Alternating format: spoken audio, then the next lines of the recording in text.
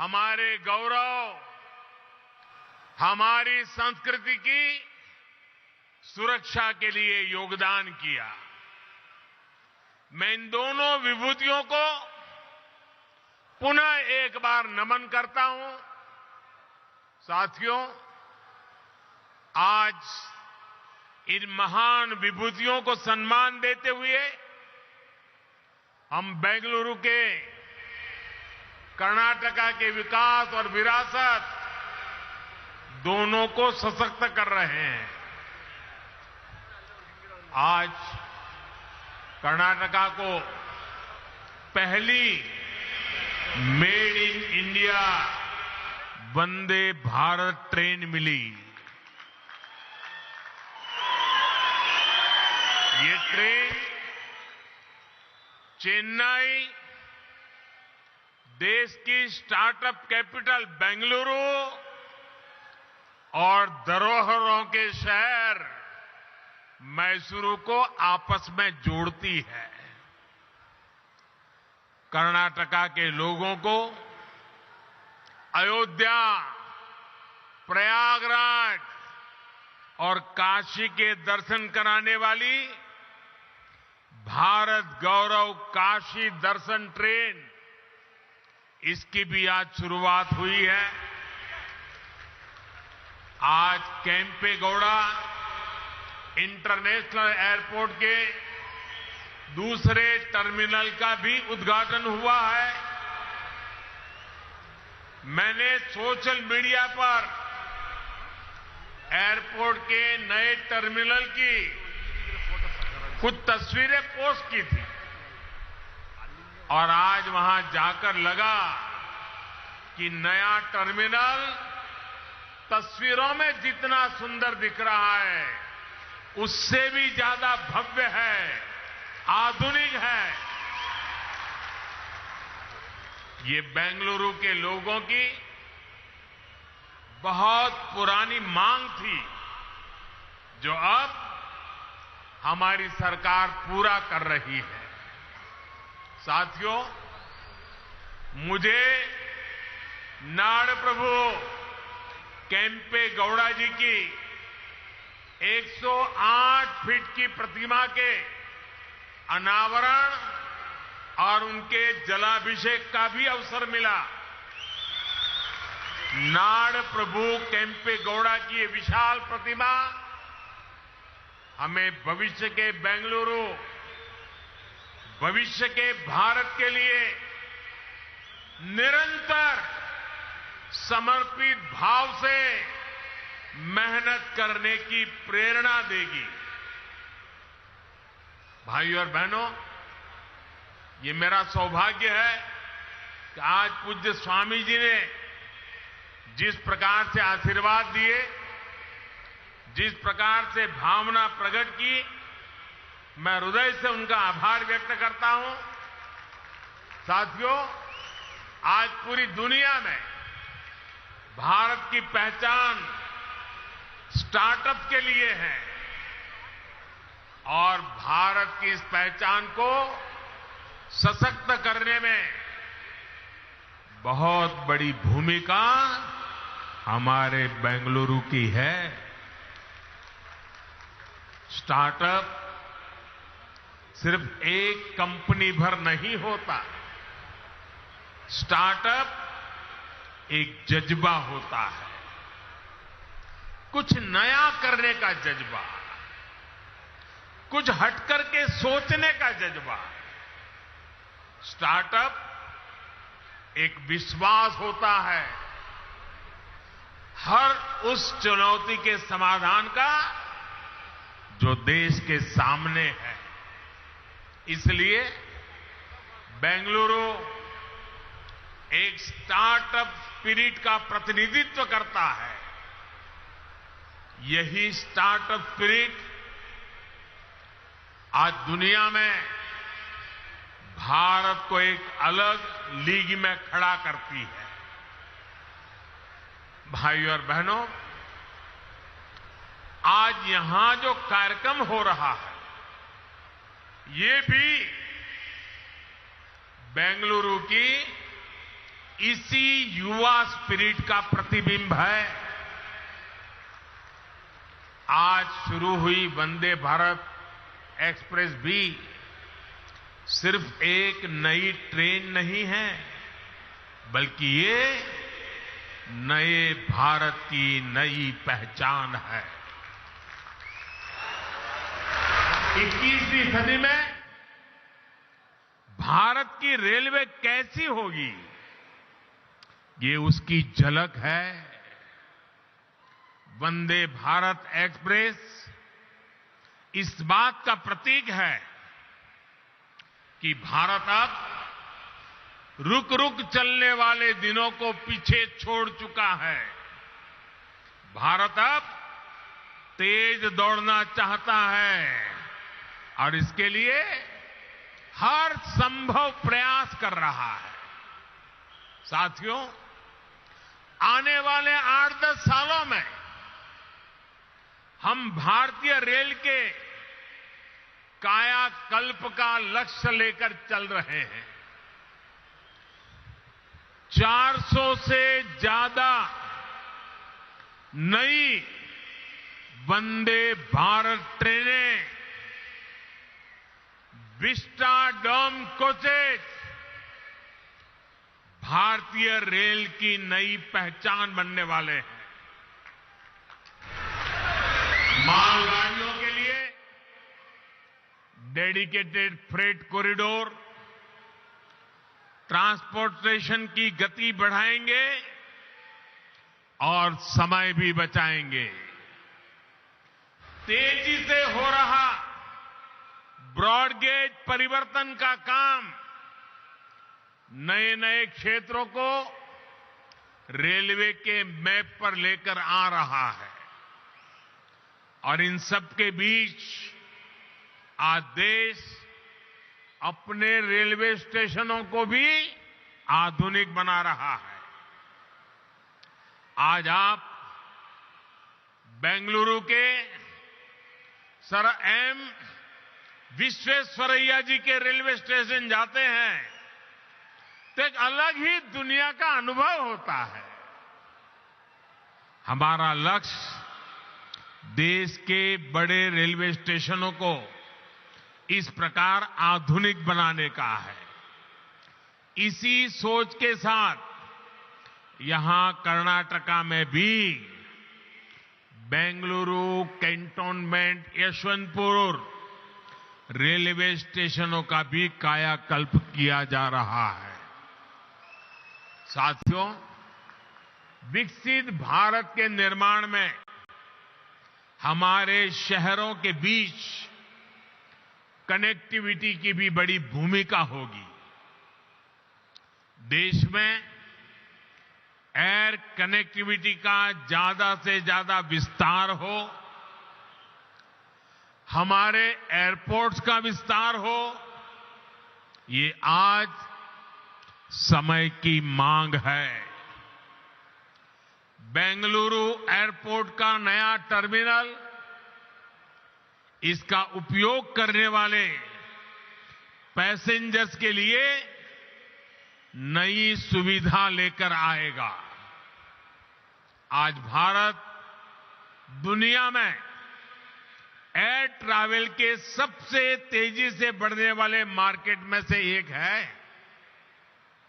जिस तरह देश आगे बढ़ रहा है, उसी तरह एयरपोर्ट्स पर पैसेंजर्स की संख्या भी बढ़ रही है।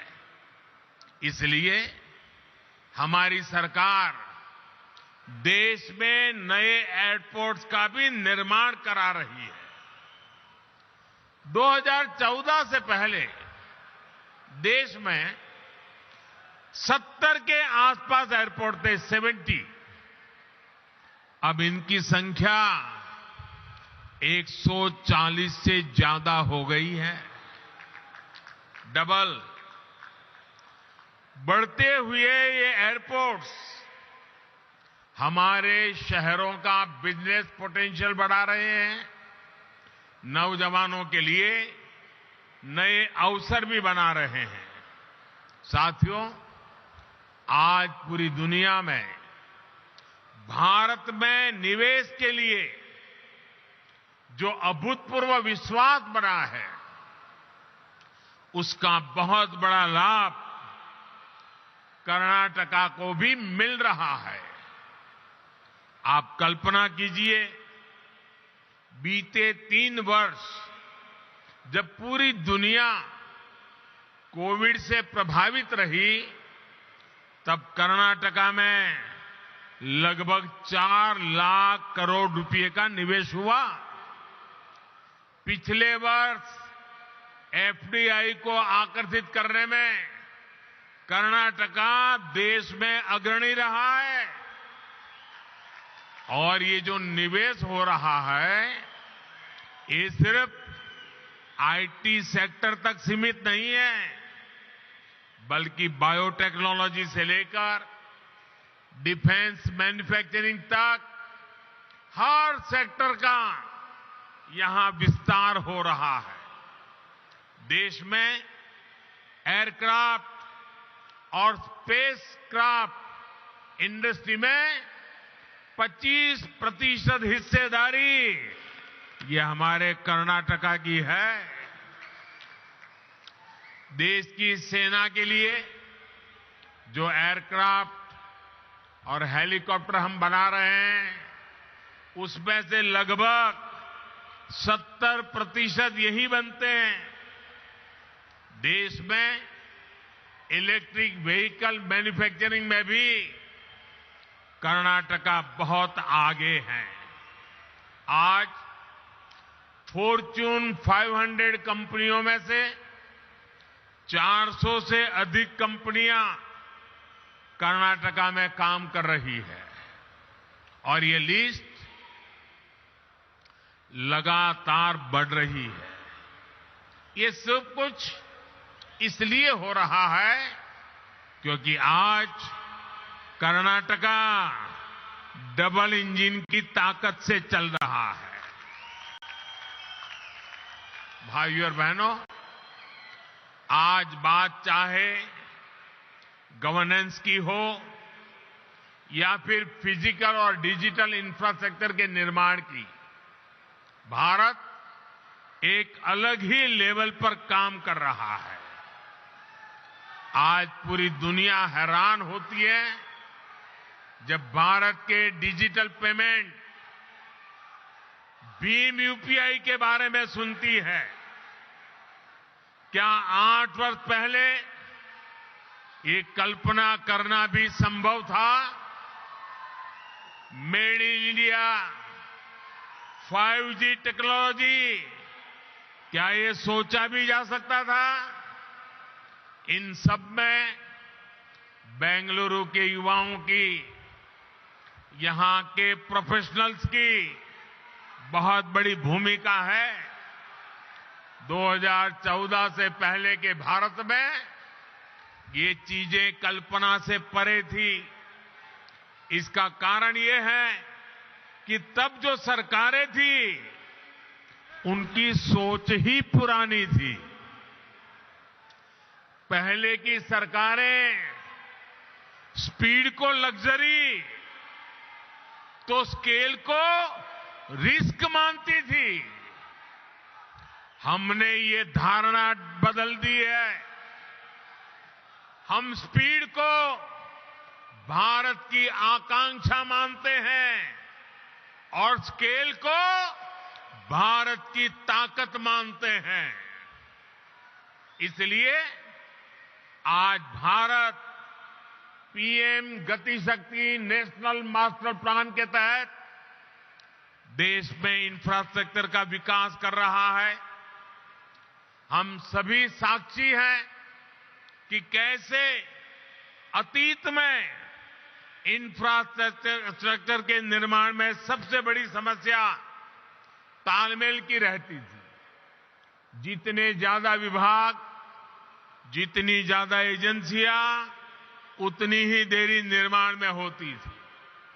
इसलिए हमने तय किया कि सबको एक प्लेटफॉर्म पर लाया जाए आज पीएम गति शक्ति नेशनल मास्टर प्लान के तहत 1500 से ज्यादा लेयर्स भी हैं। डेटा विभिन्न एजेंसियों को सीधे उपलब्ध हो रहा है। आज केंद्र और राज्य सरकारों के दर्जनों मंत्रालय, दर्जनों विभाग इस प्लेटफॉर्म से जुड़ चुके हैं। आज देश नेशनल इंफ्रास्ट्रक्चर पाइपलाइन के तहत इंफ्रा पर लगभग 110 लाख करोड़ रुपए के निवेश का लक्ष्य लेकर चल रहा है।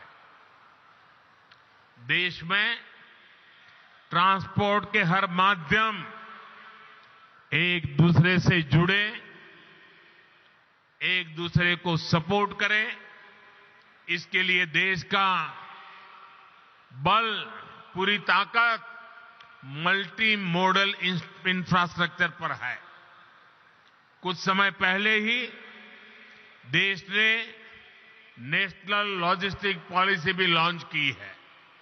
ये पॉलिसी देश में ट्रांसपोर्टेशन का खर्च कम करने, ट्रांसपोर्टेशन को इनोवेटिव बनाने में मदद करेगी। साथियों, भारत को विकसित बनाने के लिए फिजिकल इंफ्रास्ट्रक्चर के साथ ही देश के सोशल इंफ्रास्ट्रक्चर का भी मजबूत होना उतना ही आवश्यक है। मुझे खुशी है कि कर्नाटका की डबल इंजन सरकार सोशल इंफ्रा पर भी उतना ही ध्यान दे रही है। बीते 8 वर्षों में देश में गरीबों के लिए 3.5 करोड़ घर बनाए गए हैं। यहां कर्नाटका में भी गरीबों के लिए 8 लाख से ज्यादा पक्के घरों को स्वीकृति दी गई है। जल जीवन मिशन के तहत सिर्फ 3 वर्षों में ही देश में 7 करोड़ से अधिक घरों में पाइप से पानी की सुविधा पहुंचाई गई है। कर्नाटका के भी 30 लाख से ज्यादा ग्रामीण परिवारों तक पहली बार पाइप से पानी पहुंचा है। आयुष्मान भारत योजना के तहत देश के 4 करोड़ गरीबों को अस्पताल में मुफ्त इलाज मिला है। कर्नाटका के भी 30 लाख से अधिक गरीब मरीजों ने ये योजना का लाभ लिया है।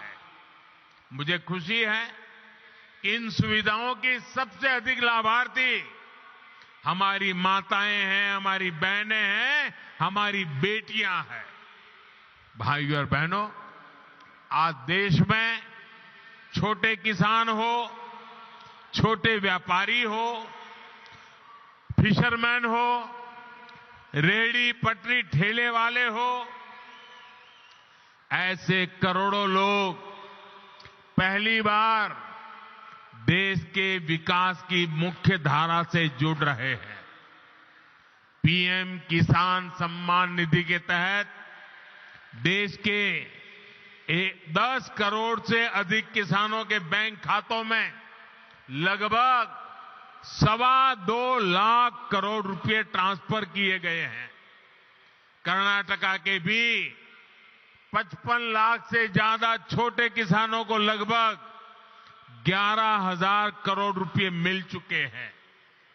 पीएम स्वनिधि के तहत देश के 40 लाख से अधिक रेहड़ी पटरी ठेले वाले भाई बहनों को